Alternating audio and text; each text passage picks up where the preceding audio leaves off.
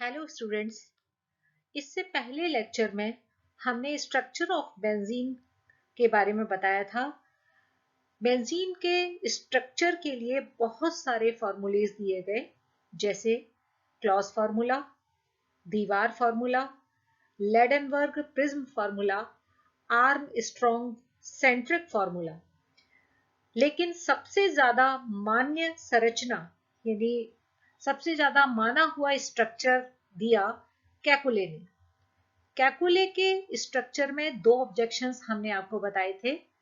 पहला कि वो क्यों ऑर्थो डाई सब्स्टिट्यूटेड प्रोडक्ट यानी ऑर्थो द्विप्रतिस्थापी के दो आइसोमर क्यों नहीं देता, और दूसरा कि उसकी रेजोनेंस एनर्जी 36 किलो कैलोरी पर मोल क्यों होती है, या हम कहें कि वो 36 किलो कैलोरी प्रति ऊष्मा से अधिक स्थायी क्यों होता है। तो पहले ऑब्जेक्शन को तो उन्होंने क्लियर कर दिया था। उन्होंने कहा था कि डबल बॉन्ड और सिंगल बॉन्ड एक स्टेट ऑफ रोटेशन में होते हैं, तो जहां पहले सिंगल बॉन्ड था वहां डबल बॉन्ड बन जाता है, और फिर जहां डबल बॉन्ड था वहां सिंगल बॉन्ड बन जाता है। अतः दोनों प्रकार के ऑर्थो डाई सब्स्टिट्यूटेड प्रोडक्ट में कोई अंतर नहीं होता। अब आज हम लेंगे modern theories of structure of benzene.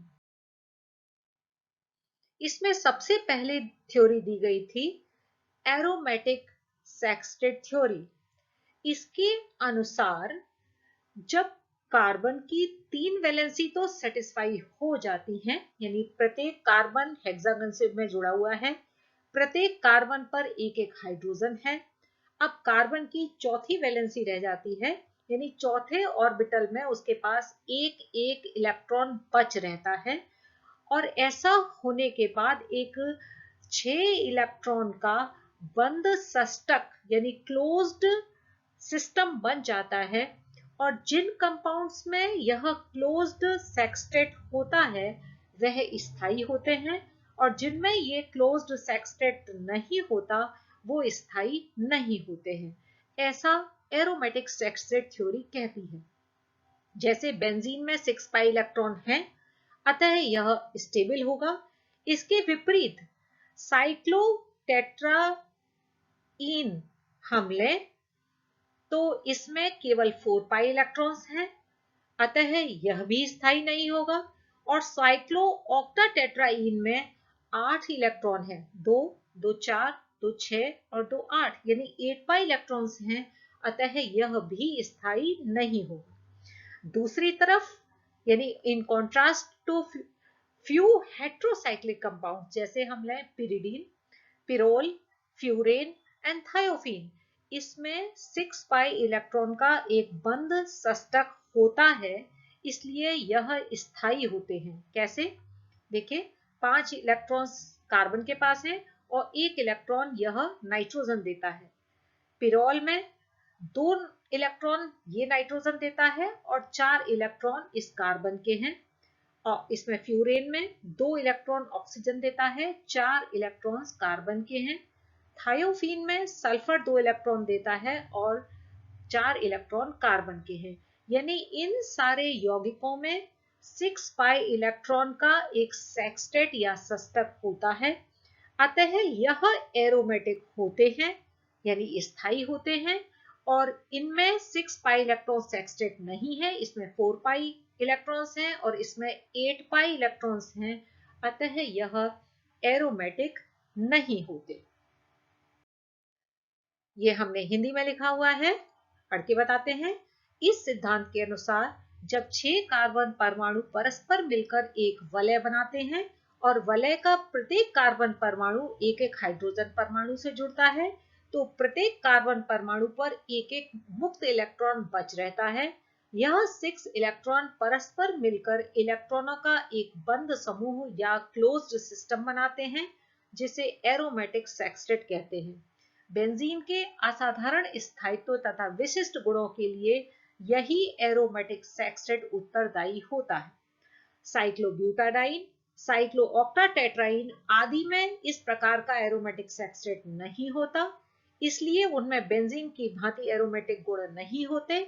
इसके विपरीत कुछ विषम चक्रीय यौगिकों जिनमें एरोमेटिक सेक्सटेट होता है बेंजीन की भांति एरोमेटिक व्यवहार दर्शाते हैं। इसके नेक्स्ट थ्योरी आती है बैलेंस बॉन्ड थ्योरी या रेजोनेंस थ्योरी या अनुनाद सिद्धांत। इसको VBT भी कहते हैं।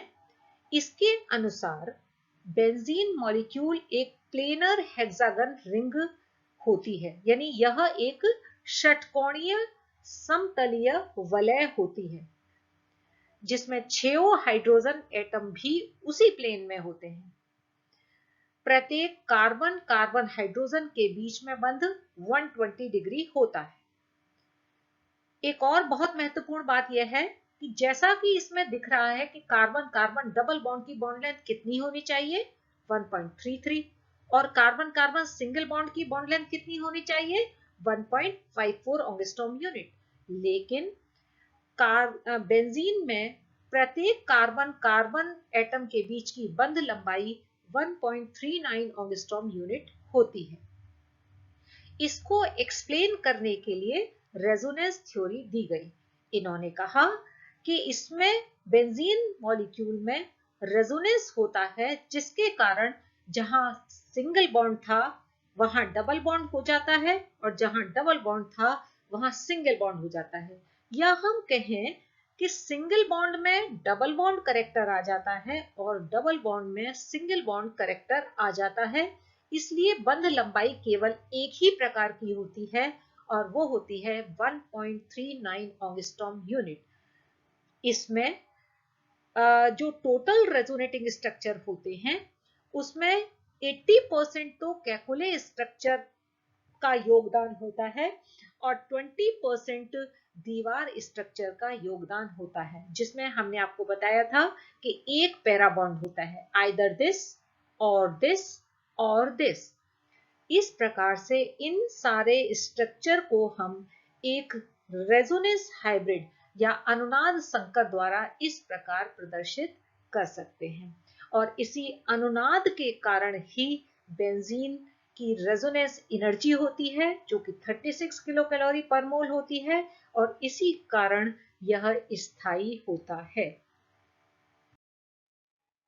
सबसे मॉडर्न थ्योरी है मॉलिक्यूलर ऑर्बिटल थ्योरी या आणविक कक्षक सिद्धांत, इसे हम MOT भी कहते हैं। इसके अनुसार प्रत्येक कार्बन sp2 हाइब्रिड स्टेट में होता है, यानी sp2 संकर होता है। और कार्बन का शेप कैसा होगा फिर sp2 है तो प्लेनर ट्रायंगुलर। ध्यान रहे यहां मैं कार्बन का शेप बता रही हूं, बेंजीन का नहीं। बेंजीन हेक्सागोनल होता है और कार्बन कार्बन कार्बन के बीच में बॉन्ड एंगल 120 होता है। कार्बन कार्बन कार्बन भी कह सकते हैं और कार्बन कार्बन हाइड्रोजन के बीच में भी बॉन्ड एंगल 120 होता है। और sp2 हाइब्रिड स्टेट में है, यानी हमारे पास कुल मिलाकर 3 sp2 हाइब्रिड ऑर्बिटल्स होंगे जो कि 3 सिग्मा बॉन्ड बनाते हैं और ऐसा करने के बाद प्रत्येक के पास एक ऑर्बिटल बच रहता है जिसे हम कहते हैं प्योर p ऑर्बिटल। कुछ इस प्रकार देखिए, इसमें हर कार्बन sp2 हाइब्रिड स्टेट में है। कार्बन कार्बन कार्बन के बीच में बंध कोण भी 120 है और कार्बन कार्बन हाइड्रोजन के बीच में भी बंध कोण 120 है। ओके, ऐसा करने के बाद सारे सिग्मा बॉन्ड तो बन जाते हैं। जैसे इस कार्बन को लें तो इसने यहां सिग्मा बॉन्ड बना लिया, यहां सिग्मा बॉन्ड बना लिया और यहां सिग्मा बॉन्ड बना लिया। इस कार्बन को देखें, sigma bond sigma bond sigma bond, यानी तीनों sp2 हाइब्रिड ऑर्बिटल का इस्तेमाल करके 3 सिग्मा बॉन्ड बन जाते हैं।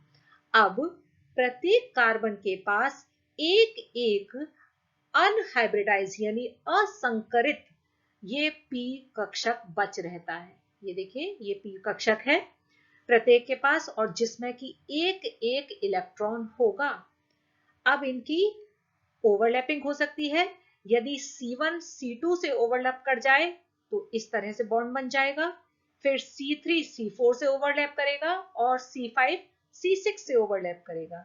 ऐसा भी हो सकता है कि C1 का इलेक्ट्रॉन C6 से ओवरलैप करे, तब C3 ये C4 C5 से करेगा और C2 C3 से करेगा, यानी इस प्रकार का अतिव्यापन होगा।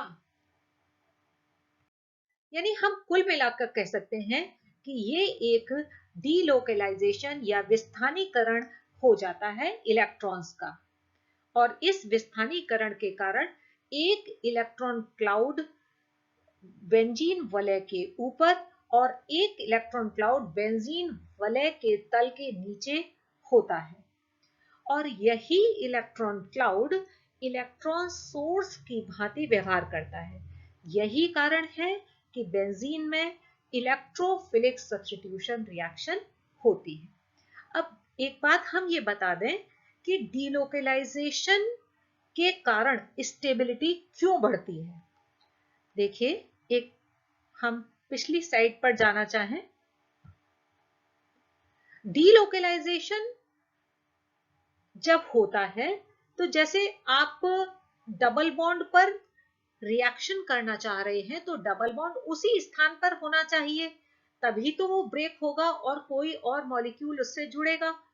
लेकिन यहां क्या हुआ, जहां पहले डबल बॉन्ड था उसने स्थान बदलकर दूसरे स्थान पर आ गया, यहां जो डबल बॉन्ड था वो स्थान बदलकर दूसरे स्थान पर आ गया, यानी प्रोबेबिलिटी ऑफ इलेक्ट्रॉन अपने प्लेस पर नहीं है, वो अपने स्थान से डीलोकलाइज हो गई।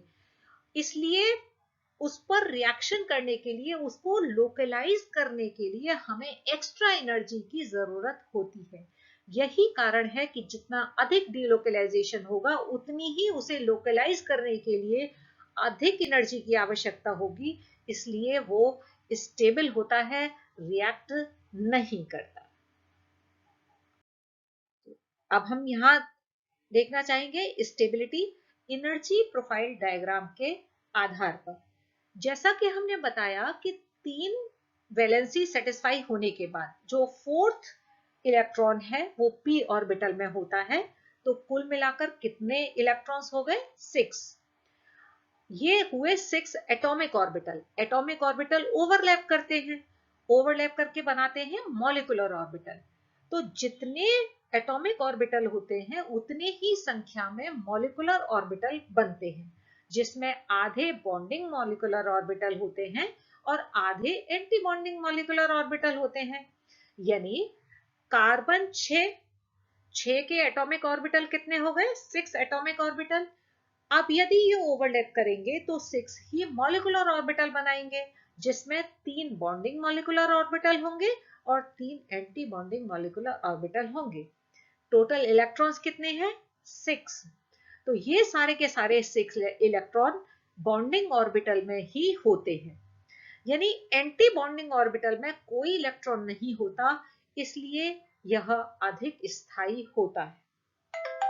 आपको हम एक और एग्जांपल देंगे, साइक्लोब्यूटाडाइन, जो कि एरोमेटिसिटी में, वहां साइक्लोब्यूटाडाइन में 4 पाई इलेक्ट्रॉन्स होते हैं, लेकिन उसमें 2 बॉन्डिंग में होते हैं और 2 एंटी बॉन्डिंग में होते हैं, तो वो एंटी बॉन्डिंग के इलेक्ट्रॉन को हम आराम से निकाल सकते हैं। इसी कारण साइक्लोब्यूटाडाइन रिएक्टिव होता है, एरोमेटिक नहीं होता। तो कमिंग लेक्चर होगा हमारा एरोमेटिसिटी पर। Thank you.